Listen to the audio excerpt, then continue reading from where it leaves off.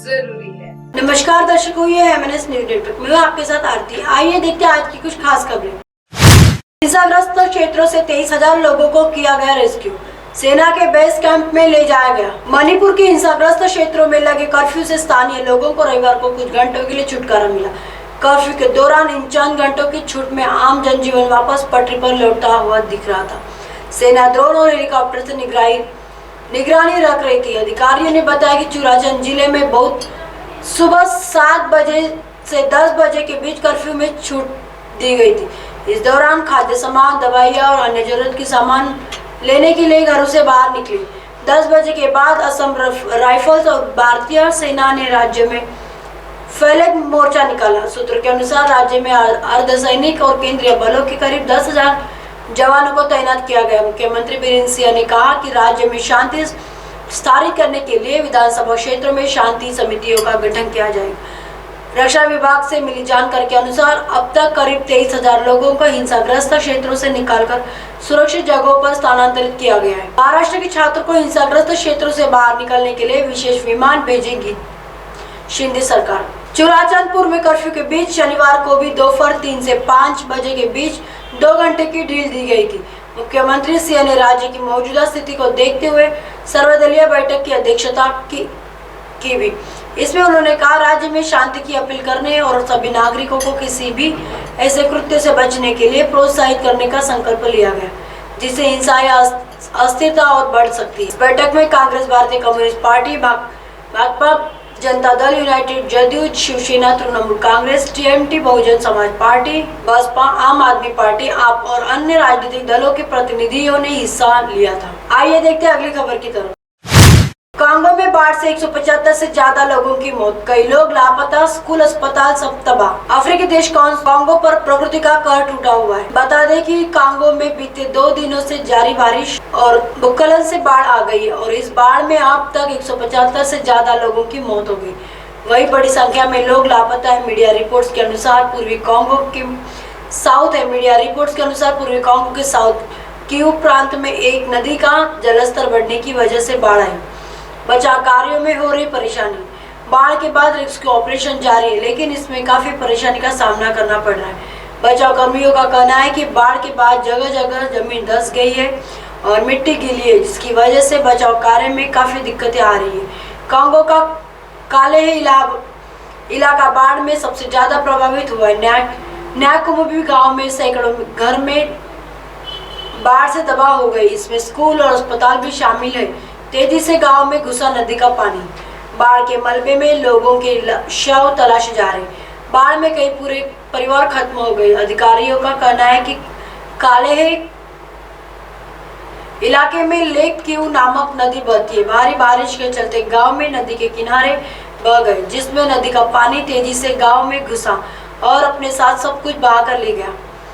लोगों का कहना है कि यह सब इतनी तेजी से हुआ कि उन्हें संभलने का मौका ही नहीं मिला। प्रभावित इलाकों में सड़कों, रास्तों पे तबाह होने से भी बचाव कार्य में मुश्किलें आ रही है।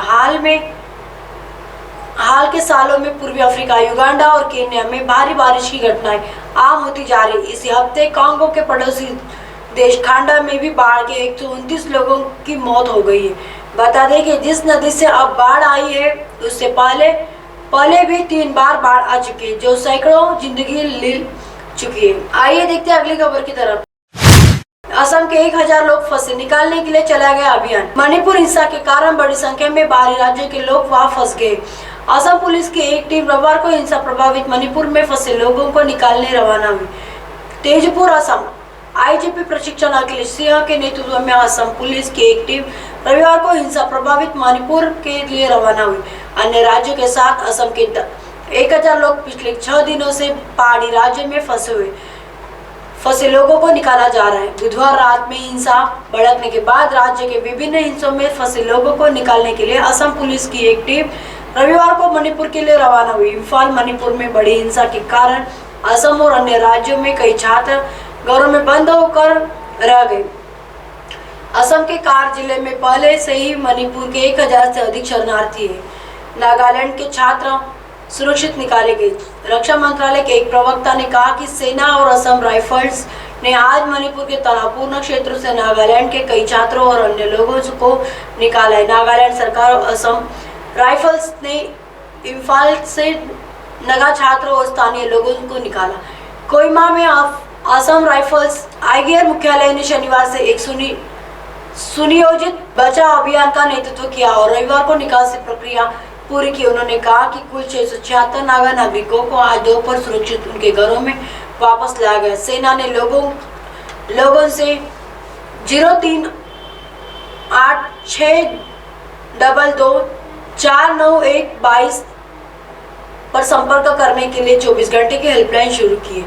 सेना और असम राइफल्स ने 23,000 लोगों को बचाया। सेना और भारतीय वायुसेना अभी भी सीमा पर हवाई सर्वेक्षण कर रही है।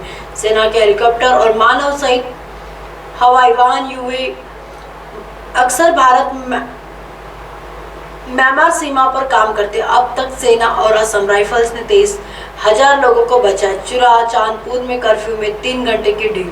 सेना द्वारा आज फ्लैग मार्च के बाद प्रभावित क्षेत्र के चुराचांदपुर में कर्फ्यू में 3 घंटे की ढील दी गई है। यह ढील सुबह 7 बजे से 10 बजे तक थी। कुचांदपुर के जिलाधिकारी शरद चंद्र अरोजा द्वारा जारी अधिसूचना के अनुसार कर्फ्यू में ढील और कानून और व्यवस्था की स्थिति की समीक्षा की जाएगी। आधिकारिक सूत्रों ने कहा कि आदिवासी और बहुसंख्यक मेइती समुदाय के सदस्यों के बीच हिंसक झड़पों के बाद 3 मई को राज्य में कर्फ्यू लगा दिया गया था। हजारों लोग उपस्थित हुए और कम से कम 54 लोग मारे गए। शेम सिंधे बोले, मणिपुर में फंसे छात्रों से लेने भेजा जाएगा विशेष विमान। अब आप हमारे चैनल को आपके मोबाइल पर भी देख सकते हैं। मोबाइल पर देखने के लिए प्ले स्टोर से MNS न्यूज ऐप डाउनलोड करें। इंस्टा, लिंक, ट्विटर, हाइकॉक, फेसबुक और कई सोशल मीडिया के प्लेटफॉर्म पर हमारा चैनल उपलब्ध है। आप इसे यूट्यूब पर भी देख सकते हैं। आप हमारे चैनल को लाइव भी देख सकते हैं www.mnsnews.com पर। फिलहाल वक्त चला दर्शकों, ब्रेक से लौटने के बाद देखिएगा देश और दुनिया की तमाम खबरें। बनी रही MNS न्यूज पर। नमस्कार।